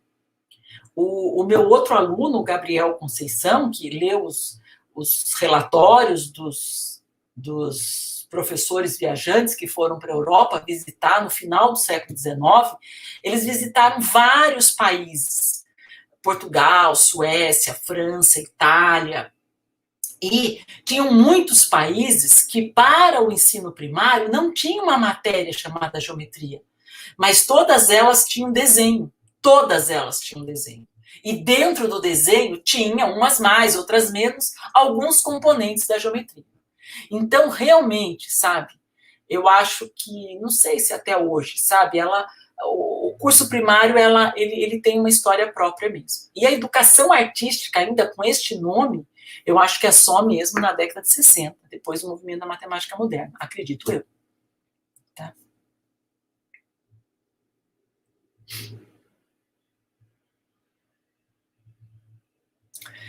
Ana Maria, Aninha, parabéns, professora, pelo livro, pela discussão tão esclarecedora, que nos leva a repensar muitas coisas. Obrigada, muito interessante e rico em contribuições acerca da geometria. Obrigada, Ana. Ana sempre presente, sempre carinhosamente, né, dando os parabéns. Marilisa Portela, obrigada, Marilisa. Obrigada, professora Célia, sua fala é uma super contribuição com nossa formação. Wash hands. Wash hands, wash hands. Muito bem, obrigada, Marilisa. Alan, oi, professor. Oi, Alan, tudo bem? Professora Célia, a organização proposta por Montessori para o ensino é justificada pela autoeducação que ela propõe. Pode me dizer como se dá esse processo no ensino de geometria? Então, Alan, é aquilo que eu falo, né? Eu passei pela Maria Montessori, né? Ela não é, assim, um objeto. Acho que você que está fazendo uma tese, acho que isso é importante, a gente abrir um parêntese aqui e comentar. Deixa aí, viu, Luiz? Não tira a pergunta aí, não, porque daí eu começo a falar de outras coisas, depois eu esqueço da pergunta. É o seguinte, né? A gente está, assim, o grupo é muito grande, tem muitas temáticas, né? Então, o objetivo desse livro não foi me aprofundar em nada, não é um livro da Montessori, não é um livro de método intuitivo, nem de nada. Era um livro realmente com outro propósito, de fazer uma síntese e fazer um panorama, né? Então, algumas coisas eu tenho um pouco mais de fôlego, mas não porque eu pesquisei, eu tenho um pouco mais de fôlego porque o grupo pesquisou. E uma das coisas, inclusive, eu ponho como nota de rodapé, né? O grupo pesquisou pouco, Maria Montessori. Não sou só eu que pesquisei pouco. Você acho que eu, né? Acho que pelo menos, eu não sei se tenha outro estudo, não teve dissertação antes sobre Maria Montessori, no âmbito do GEMAT, que tivesse se debruçando sobre essas questões. E então, é alguma coisa que eu acho muito importante, sempre achei, por isso que você está lá, né? Você foi a indicação para estudar Montessori foi porque você estava no âmbito de projeto meu, então desde sempre eu julguei importante esse estudo um pouco mais aprofundado, e quando eu falo de estudo mais aprofundado, é teses mesmo, sem desmerecer absolutamente nada, gente. É muito importante você ter trabalhos de iniciação científica, você ter trabalhos de conclusão de curso, você ter dissertações. Mas uma tese de doutorado, no meu entender, também no meu entender, né, ela precisa trazer realmente uma contribuição mais significativa. Né? São 4 anos, exige-se uma série de coisas, é efetivamente uma formação de pesquisador, e aí, por isso, né, as minhas exigências serem muito grandes e eu ter um certo desconforto com algumas formações que acontecem hoje. Então, eu acho que, assim, não sei te responder essa questão, né, e acho que isto, quem poderia, que eu não sei também, porque eu acho que você é um dos primeiros, e acredito que você não vai esgotar, porque mesmo sendo um trabalho de doutorado, Precisa ter fôlego, né? Precisa ter fôlego para olhar um pouco como é que é a proposta da Montessori. Eu acho que ela é extremamente interessante, ela circulou muito, ela deixa vestígios, né? Mas eu acho que eu não tenho elementos, porque não fiz pesquisas, pode ver que mesmo em relação a Maria Montessori, eu não tenho nem artigo publicado, né? Eu coloco em nota de rodapé os seus estudos. Eu li a revisão que você fez, eu li acho que 2 textos que você publicou e não encontrei mais nada dela. Então, é preciso dizer que a gente só pode falar baseado em pesquisa. Quando não tem pesquisa, claro que eu posso aqui ficar conversando com você o que eu acho, mas o objetivo não é este, né? Então, realmente, eu não posso dizer dessa autoeducação, né? Acho que precisaria e espero, né, ansiosamente poder ler a sua tese, né, e que você possa, e outras pessoas do grupo, porque é isto, né? Quando eu falo, por exemplo, que o capítulo do desenho ele é muito mais denso, não é só porque eu escrevi mais sobre desenho, né? Não, é porque tem muitos estudos no grupo, que como, né, a gente não fala só daquilo, a gente fala de outros estudos, para poder compor esse cenário. Então, vou ficar te devendo, viu, Alan? Mas espero que você possa trazer essa discussão para a questão. E depois eu queria, quem sabe, né, conversar um pouco, se você concorda com essa apropriação que eu fiz de um desenho decorativo, né? Como eu estava na linha do desenho, eu olhei o livro dela e eu fiquei muito motivada e pus lá, né? Mas sem é importante, né? Eu não tenho nenhum artigo publicado sobre a Maria Montessori. Quem publicou agora também foi a Circe, né? Eu também faço referência, porque eu fiz revisão, né? Tentei fazer, né? Dos artigos que estão sendo discutidos. Tá bom? Tem mais, Luiz?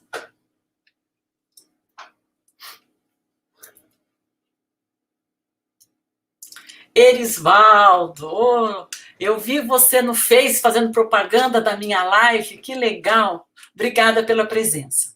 O que você conjectura a partir de suas bases teóricas sobre elementar de geometria e ou desenho?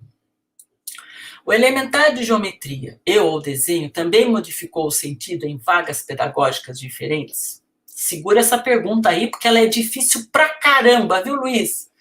Olha, ele bem que avisou que ele vinha, mas ele vinha com uma pergunta difícil. Bom, vamos conversar, né? Primeiro, acho que é assim, né? A gente não pode responder, a história é dinâmica, Elisvaldo, né? Veja, neste livro, eu saí lá do século XIX e cheguei no século XXI.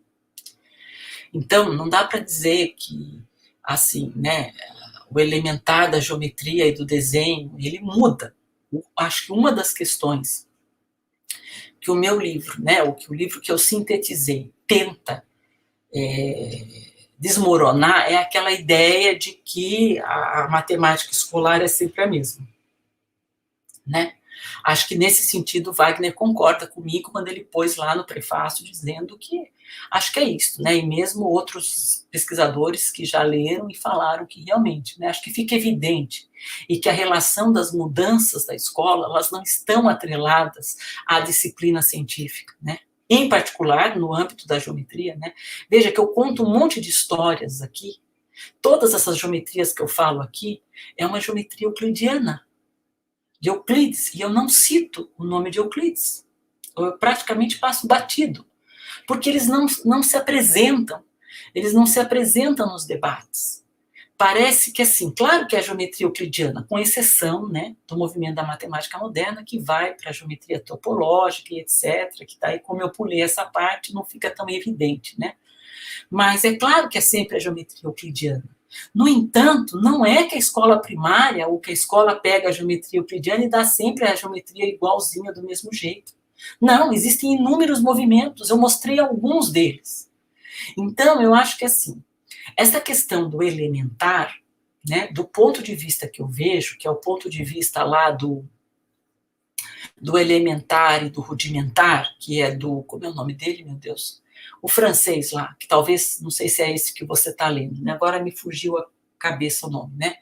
Mas o que ele coloca? Que o rudimentar é alguma coisa mais ligada mesmo, né, a uma formação de ordem prática, de ordem, né, que não é um ensino com vistas ao ensino propedêutico, ao ensino que tenha como intenção ou como finalidade preparar para estudos mais avançados. O elementar, sim, o elementar dá as bases para um estudo mais avançado, né? E o rudimentar é alguma coisa mais ligada, sem preocupações com o estudo formal, né?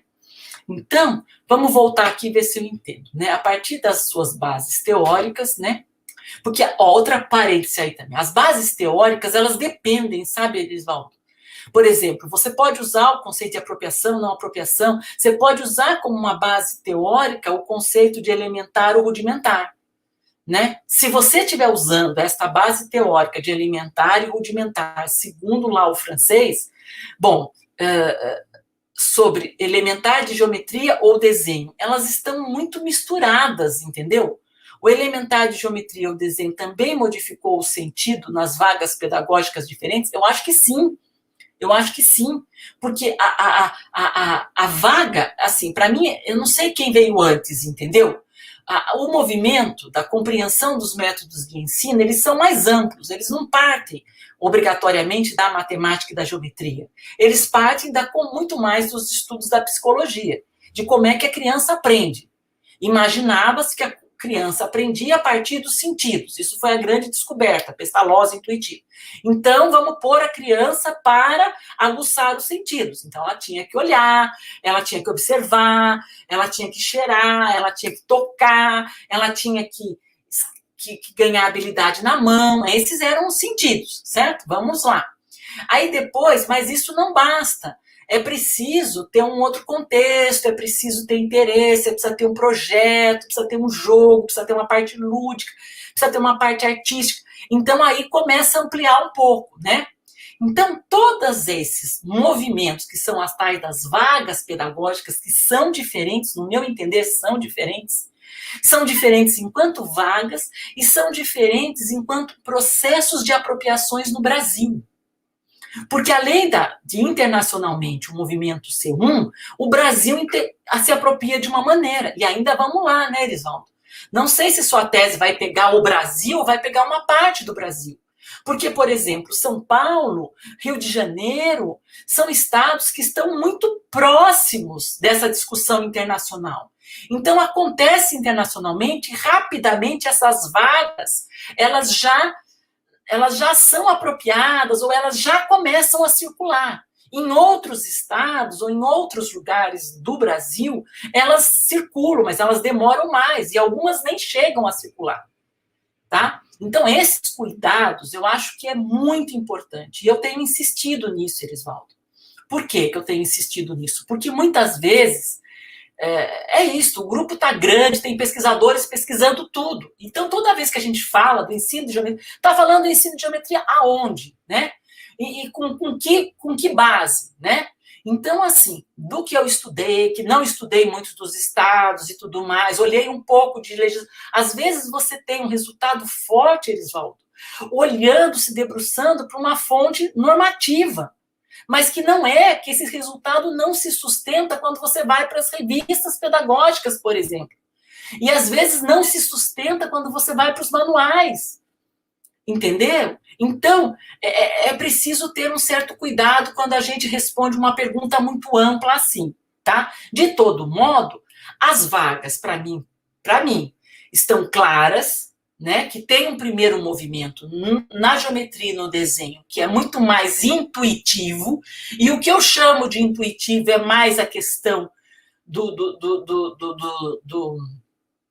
realmente dos sentidos, né? Por exemplo, o intuitivo vai muito com a reprodução, muito com a reprodução. Não há problema nenhum em ser intuitivo e ser reprodutivo.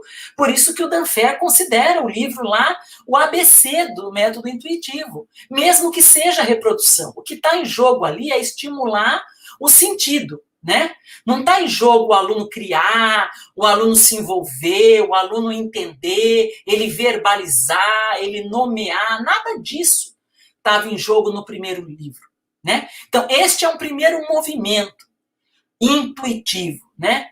Que eu acho que tem diferenças, mas que a Rosa Fátima coloca como sinônimo de lições de coisas, e eu acho que não consigo perceber tantas diferenças no âmbito da geometria e do desenho. Me sinto confortável de colocar as duas como sinônimos, não me sinto mal em relação a isso. Mas depois, conforme vai andando, século XX, eu percebo um outro momento.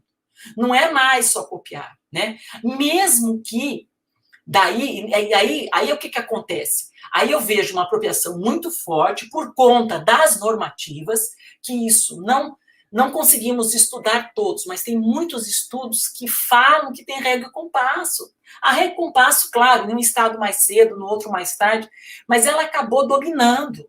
E o livro do Olavo Freire também, ele vai circular, não sei se por todos, mas por muitos estados. Então, ele vai ser representativo, Erisvaldo.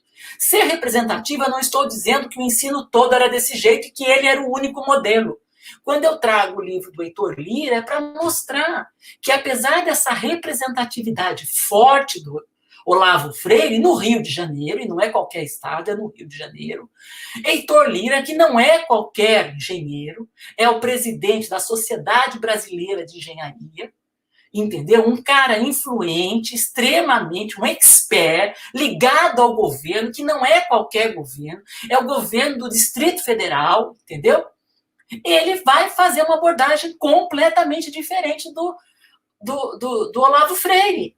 Mas, apesar dele ter uma proposta, colocar na lei do Distrito Federal, mas a lei fica no Distrito Federal. Essa lei não circula, entendeu? O livro dele publica numa coleção, Biblioteca da Educação, mas não tem reedições.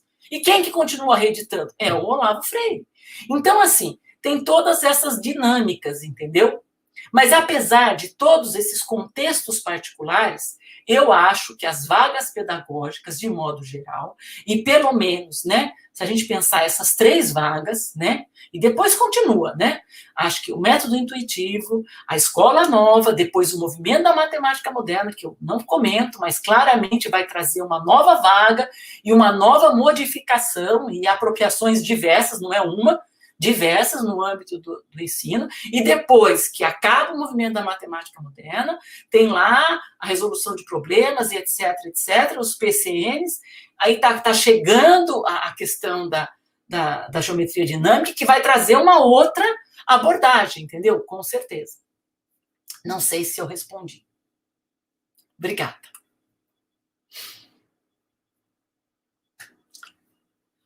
Gabriela Oruê. Parabéns pela palestra, professora. Foi excelente. Eu que agradeço, Gabriela. Obrigada por estar aqui no sábado com a gente. Ô, presidente da SBEM do Maranhão, parabéns. Eu confundi, eu achei que era hoje à noite. E daí, quando eu vejo hoje, eu falei assim, mas já foi ontem? Já foi ontem. Deve ter sido um sucesso, né? Você chegou a perceber as aproximações entre a arte e o desenho na BNCC? Não olhei ainda, Valéria, mas talvez tenha, né?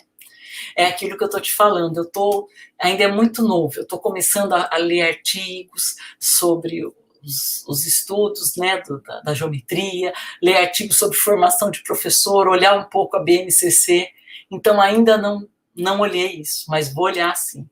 E obrigada pela sua presença e sucesso. Como que o Maranhão não tinha a sede da SBEM? Ainda bem, precisou de uma Valéria Soares, né? Tem mais, Luiz? Clécia, oh, que beleza! Clécia é minha ex-orientanda. Quais conselhos você daria para aqueles que estão começando e que pensam em pesquisar sobre geometria? Ai, Clécia, será que eu sou uma pessoa boa para dar conselho? Não sei, mas já que você perguntou, vou tentar dar, né? Eu acho que é isso. Será que eu vou ser muito ousada se eu falar que comece lendo o livro que eu escrevi? Não para ficar nele, não para isso, mas eu acho que é isto, né? O livro, ele não é, né? Quer dizer, tem muitos outros, acho que assim, né? Porque o que ele tem de... Eu acho que assim, ele tem uma particularidade, né? Porque ele está só sobre a geometria, né? E ele procurou fazer essa síntese. né? Tudo bem que ele tem um pé muito grande nos anos iniciais, mas eu acho que ele não é restrito só para os anos iniciais, principalmente por essa questão do desenho geométrico, que está presente nos anos finais do ensino fundamental até hoje, né? Porque essa parte do desenho geométrico, ele começa no primário e depois ele se desloca para os anos finais, né? Então, e mesmo a modelagem, ela está presente no primário, mas ela não é abandonada nos anos finais. Então, eu acho que quem vai pesquisar sobre geometria, eu acho que poderia sim começar, né? Agora, precisa ter uma orientação, viu, Clécia? Sem orientação. E outra coisa, acho que mais uma coisa que eu vou te falar. A gente precisa reconhecer aqui os princípios não meus, mas de Wagner Valente e da maneira como se produz neste grupo. Eu acho que a gente precisa voltar a trabalhar. Não voltar, né? A gente precisa de projetos. Eu sempre defendi isso. Não estou dizendo que o grupo não tenha, mas eu acho que assim, né? O Wagner, claro, sempre tem projetos grandes, mas principalmente agora que o grupo está muito grande, que já existe um corpus documental, primeiro documental, o repositório está lotado de documentos que nunca foram visitados, e aqueles que foram visitados não significa que não possam ser revisitados, que não tenham coisas a falar novamente. É uma ilusão achar que é isso. Então, assim, fonte é o que mais tem, já começa por aí. Trabalho, pelo amor de Deus, eu não sei como é que consegue ler. Aliás, esse é um problema, eu acho que nós estamos lendo pouco. Eu vejo isso, eu vejo teses de doutorado sem revisão de literatura. Isso, para mim, é grave. Mas, enfim, acho que a gente precisa ler. Não é para ler e concordar, mas para ler e avançar e dialogar, porque é assim que um campo de pesquisa se desenvolve, cresce, se consolida. Porque senão, se cada um pega um trabalho e começa a fazer isoladamente, sem dialogar com outros, mas não era desse estado. Pera! Então, assim, a gente precisa, do meu ponto de vista, se reorganizar, talvez com temáticas, com subtemáticas, com projetos, com uma orientação de alguém mais experiente. Não tem jeito, tem que ter alguém mais experiente para organizar esses subprojetos. Wagner, eu sou cria de Wagner Valente. Wagner sempre me disse, não sei se ele continua dizendo para os doutores que estão próximos deles, mas ele sempre disse, não só nos pós-docs, você tem que criar um subprojeto, né? E veja, com tantas lacunas que eu tenho para escrever hoje sobre geometria, eu não conseguiria orientar em várias temáticas, em vários assuntos. Mas talvez seja realmente uma limitação minha, mas eu acho que este é um problema. As pessoas estão, fazendo muita coisa, orientando muitos temas, e como tem muita coisa, talvez elas estejam com uma dificuldade similar à minha. Eu não consigo dar conta de acompanhar a produção destas diferentes segmentos, né? Porque é legal trabalhar com geometria no primário, no secundário, com álgebra, com não sei o quê, com formação de professores. Só que depois você acaba ficando... E eu acho que agora, depois deste extenso projeto, são 10 anos de estudos. Veja o levantamento feito pela Cristina e pela Neuza. É enorme, entendeu? E eu acho que as pessoas que vão fazer um trabalho têm que saber, têm que ler o que já foi produzido e dizer o que é que você tem que fazer uma leitura crítica do que foi e o que vai fazer para frente. Então, eu acho que assim, é preciso organizar algumas diretrizes, entendeu? Claro que a geometria já foi difícil, então nesse sentido eu acho que eu tentei fazer alguma contribuição, de fazer alguma síntese, entendeu? E acho que essa síntese não dá para ser feita por alunos iniciantes. Não dá para fazer por alunos iniciantes. Talvez uma das contribuições que o livro, que eu pretendo mesmo para os pesquisadores, é que eles tenham uma visão geral. Tudo bem, ele é um aluno de iniciação científica, ele não vai estudar tudo, mas ele tem que ter uma noção, e daí depois ele se aprofunda de um pedaço, né? Mas eu acho que é preciso ter subprojetos para a gente poder caminhar. Eu acho que é um outro momento. 10 anos atrás, o grupo era pequeno. Mas isso é a minha observação, certo? Eu acho que agora, muitas vezes, eu me sinto perdida no grupo, entendeu? Por muitas coisas, né? E aí eu acho que é preciso ter síntese, né? Ter síntese e começar a dialogar com os nossos pares. porque isso é uma outra coisa que eu também venho pensando, não só na formação de professores, mas quem está nos lendo, ou nós estamos escrevendo para nós mesmos. O que também a gente pode até continuar escrevendo para nós mesmos, mas será que esta é a nossa única função? Não sei. Isso tudo são coisas que eu estou escrevendo essa semana, então acabei pegando o gancho. Mas obrigado, espero que você esteja bem. Um grande abraço para você, Clécia. Cássio Cristiano. Excelente palestra, é sempre um prazer ouvir Célia Leme. Ô, Cássio, obrigada pelo carinho, me acompanha sempre. Muito obrigada, viu? Feliz por saber que você aguentou firme, viu? Obrigada, professora, parabéns, show. Gente do céu, são 5 horas da tarde, Luiz. Eu disse que eu ia fazer umas paradas para não demorar 2 horas. Parabéns, Célia, muito obrigada por compartilhar seus conhecimentos. Eu que agradeço, Reginaldo. Obrigada. Márcia Leal, a Márcia querida, como instigar no ensino a história da geometria nos cursos de formação inicial e continuada, com foco nos estímulos na criatividade dessa matéria? Difícil, né, responder com um único modelo, né, Márcia? A história é isto, eu concluo lá no final, né, falando um pouco isto, né? Acho que a história nos mostra diferentes abordagens. Nenhuma é perfeita, Márcia. Não existe um modelo perfeito. Vá por aqui, pegue a criatividade e ela vai dar conta. Você adoraria responder isso para você, mas não acredito. Acho que é preciso conhecer quem é o seu... Quer dizer, com que classe você está trabalhando, quem são seus alunos, e você conhecendo um leque de possibilidades, você como professor vai se sentir mais confortável de poder buscar alguma sugestão. A ideia de expor um leque não é para que o professor, né, na sua autonomia, no conhecimento de sua realidade, da realidade enquanto professor, da realidade da sua escola, da realidade dos seus alunos, consiga, em alguma medida, inserir uma ideia daqui que estava lá no século não sei o quê, outra ideia de lá, um pouco de GeoGebra misturada com um pouco de Maria Montessori, enfim, né? Que isto te alimente, te ajude a superar os muitos desafios. Tá?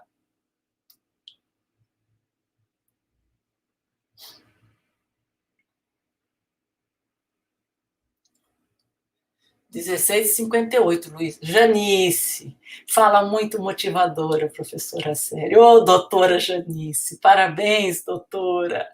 Muito obrigada pela sua presença aqui. Janice acabou de defender. Ou já está pronta a sua tese para eu ler? Eu pedi para você me avisar, hein? Eu quero ler, tá bom?